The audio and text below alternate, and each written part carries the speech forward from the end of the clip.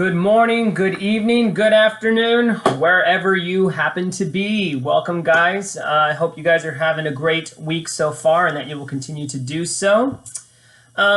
This week, we are going to be dealing with immigration. And specifically, we're going to be looking at the experiences of two particular people groups, and that would be the Irish and the German. More specifically, the Irish. The Irish made up a vast number of immigrants coming into the United States in the 19th century, particularly during the 1840s and 1850s.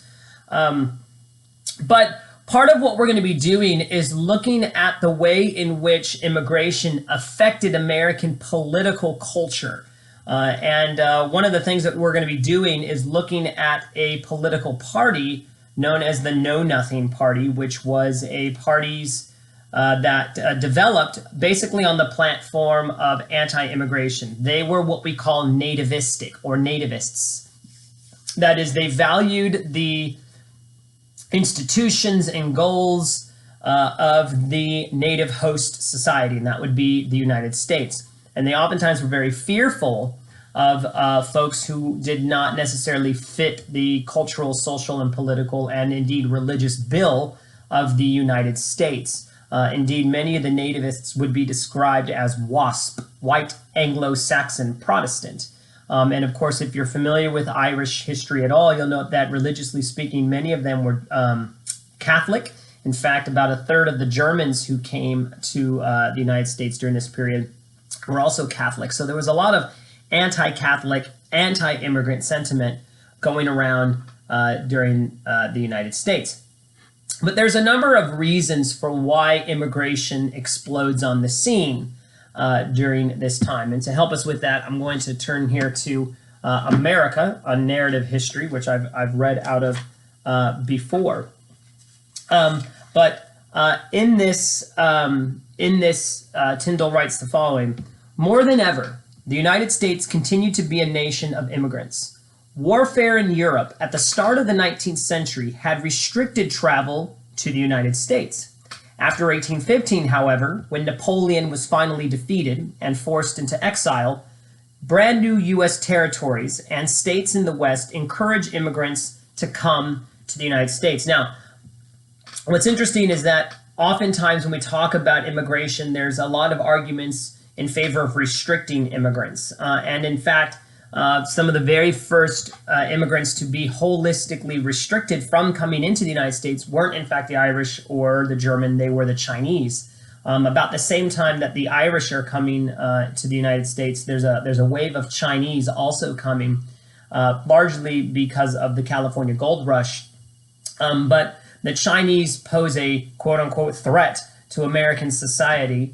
Note, I don't actually think that they posed a threat, but many did. And in the end, by 1882, there will be a move to exclude them with the Chinese Exclusion Act, which will remain in place from 1882 until 1943. And the only reason why we got rid of it at that time was because we were allied with the Chinese in World War II, and it seemed problematic to be restricting them from coming into the country. But the Chinese definitely came, but the focus again this week is the Irish and the German. Tyndall goes on to ask this: why did people risk their lives and abandon their homelands to come to the United States? And that's a good question. In historical circles, when we talk about immigration, we talk about immigration in terms of push and pull factors. Push and pull factors. What are the factors within any person's country that is pushing them out of their country, and what are the pull factors that are pulling them into another? Well, in Ireland, and this affected Germany as well, although to a lesser extent. In Ireland during the 1840s and 1850s, there is a massive famine going on. There's a plague, I guess if you want to call it, affecting Irish potatoes. And a large percentage of the population relied upon potatoes for their sustenance, but the blight destroyed the potatoes and people were dying. And about 1 million or so folks, I think, died. And so they're leaving. About 2 million or so Irish immigrants left, and that's pushing them out of the country. They went to Canada, they went to the United States. But there's a lot of pull factors as well. There's other things going on in the United States which is drawing these folks in. It says America offered jobs, higher wages, lower taxes, cheap and fertile land, no aristocracy that they had to deal with, religious freedom.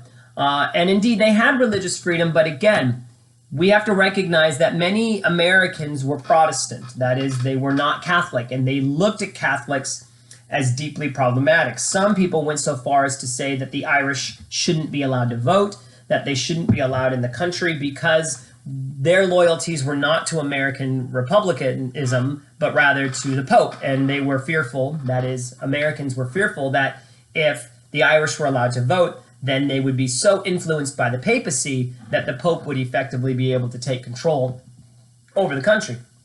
There were also arguments that the Irish posed an economic threat. They took jobs for less wages. They depressed wages. There's all these arguments. You still actually hear much of this today.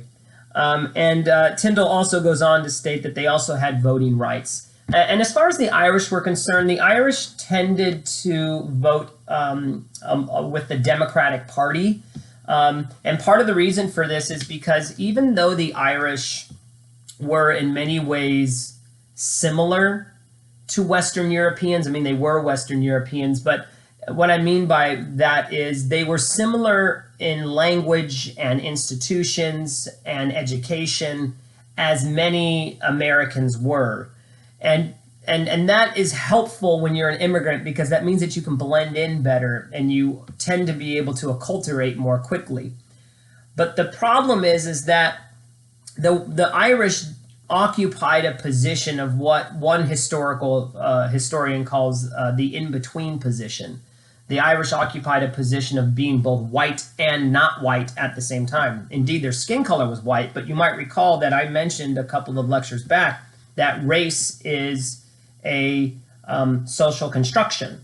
And when someone comes into the United States as an immigrant, whether it's in the 19th century or today, oftentimes they're trying to claim whiteness. They're trying to be able to claim that privilege that white people tend to get. Now, I don't say that because I think that's a good thing. I think white privilege is deeply problematic and troubling, but it very much punctuates American history. And one of the things that the Irish did as a means of sort of claiming their position as white people in America was they began to engage in prejudicial attacks against African Americans. And they do this in large measure to deflect racial prejudice off of themselves and target it onto somebody else. It's the whole, I'm rubber, you're glue, right? It bounces off of me, it's going to stick to them. And in this way, you're not an other. You are being able to other somebody else. And the Irish picked up on the fact that there was a lot of antagonism against African Americans fairly quickly. But they came in great droves to the United States. Their living conditions were pretty horrific, and their working conditions were pretty horrific. Many of them began to live in tenement-style housing and poor housing. At some point, even employers were unwilling to hire the Irish. There was this statement that oftentimes appeared on help wanted ads that the Irish need not apply.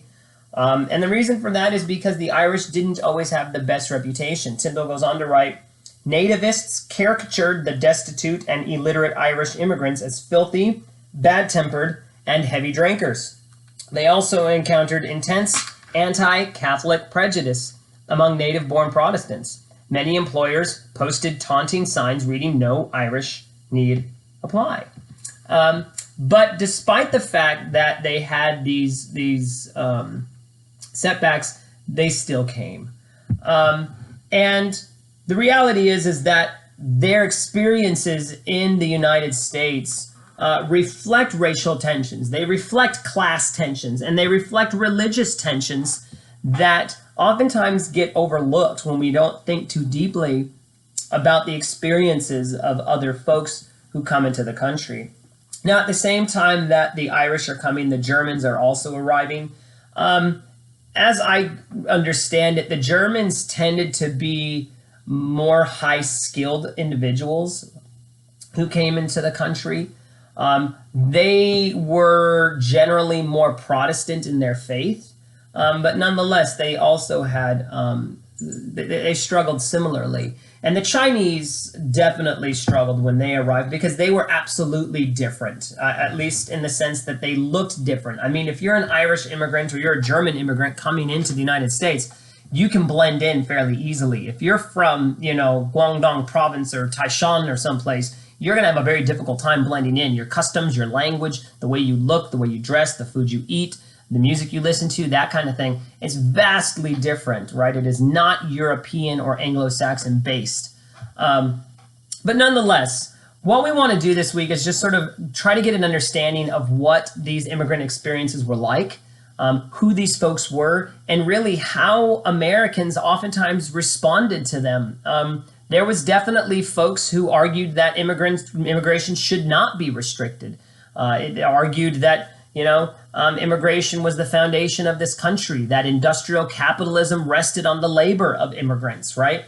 But there was an equal number of very powerful voices who eschewed those ideas, and they wanted immigration to be restricted. They were nativistic, they were prejudiced, and they did not care much for the Catholic faith. So that's kind of what we're going to be looking at this week. There's some videos, there's some reading, and of course there's also an assignment on the Know Nothing Party that you'll be turning in this week as well. So take all this information, go through the assignments for this week, see what you can make of it. And as always, if you have questions, let me know. Otherwise, as always, go in peace, be warm and filled. May the force be with you, live long and prosper, and may the odds forever be in your favor. Have a blessed week, guys.